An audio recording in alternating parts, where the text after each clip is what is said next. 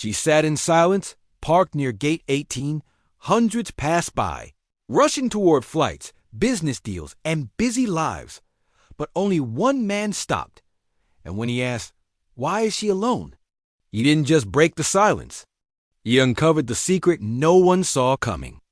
Jace Donovan, 40, former construction worker, now janitor and full-time single dad, walked through Terminal C with one arm pulling a suitcase, the other gently holding his 9-year-old daughter Lena's hand.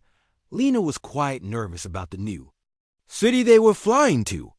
Jace had just landed a school maintenance job in Portland. It wasn't glamorous, but it meant stability.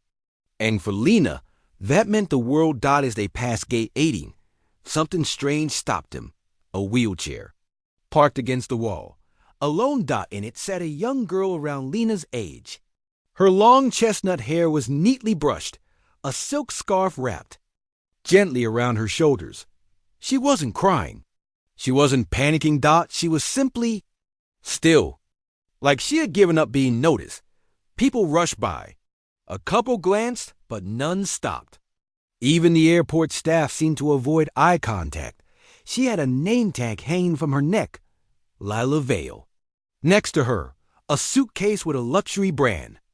Logo in a white envelope labeled, "Flight rescheduled to 3:45 p.m. standby. Pickup arranged." Jace frowned. It was 2:10 p.m. "Lena, wait here a sec," he said. Jace knelt down beside the girl. She didn't flinch. "Hey, my name's Jace." "You okay, sweetheart?" The girl didn't answer at first. Her eyes blinked slowly, then her lips parted. "They said not to move in case someone comes back." "Someone?" "The assistant. My mom had to catch a flight. They didn't want to cancel her board meeting." Jace blinked. "How long have you been sitting here?" "Since 10 this morning." It was almost 5 hours. Lena joined them, offering a juice box. The girl smiled faintly. Her arms were thin, her legs unmoving under the blanket. "You want to sit with us?" Lena asked. Lila nodded slowly. It was the first moment she looked less alone. Jace checked the letter on the suitcase again. His eyes widened. The sender? Vale Enterprises HQ. Charlotte Vale, a household name in global tech, luxury, and media. He pulled out his phone. A quick search confirmed it. Lila Vale, daughter of Charlotte Vale, CEO and founder of Vale Enterprises. A billionaire's daughter. Abandoned in an airport wheelchair. JAC. E wasn't the type to judge. "But this? Your mom said you'd wait alone?" "She said she had to be somewhere important." "Isn't this important too?"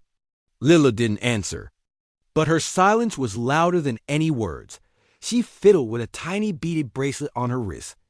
One bead read, "Hope." "You know," Jay said, "sometimes people with a lot forget what really matters." At exactly 3:43 p.m., a sharp click of heels echoed down the terminal. Charlotte Vale appeared flanked by 2 assistants, talking loudly into a Bluetooth headset. She stopped cold when she saw her daughter, sitting with a janitor and his child. "Excuse me. What's going on here?" Jay stood up slowly.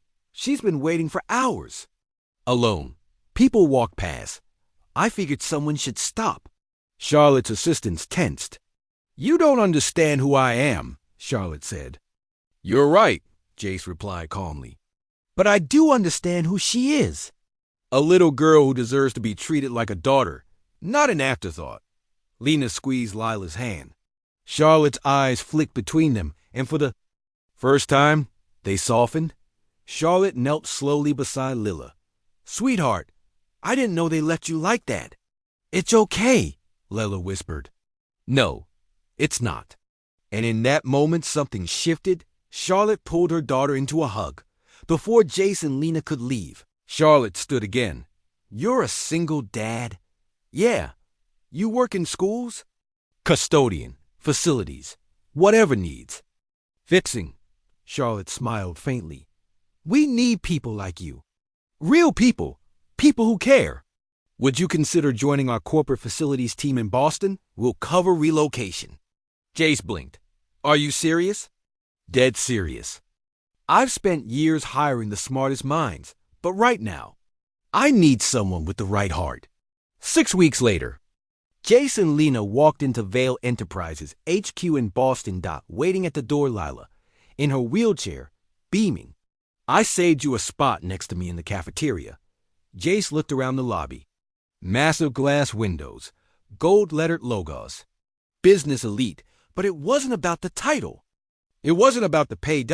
It was about what happens when you stop long enough to see the person no one else does. He was just a janitor with a heart too big to ignore a child in need. She was a girl forgotten by the world around her. And her mother? She didn't expect a stranger to change everything. Because sometimes the most powerful thing you can do is ask the question no one else will. Why is she all alone?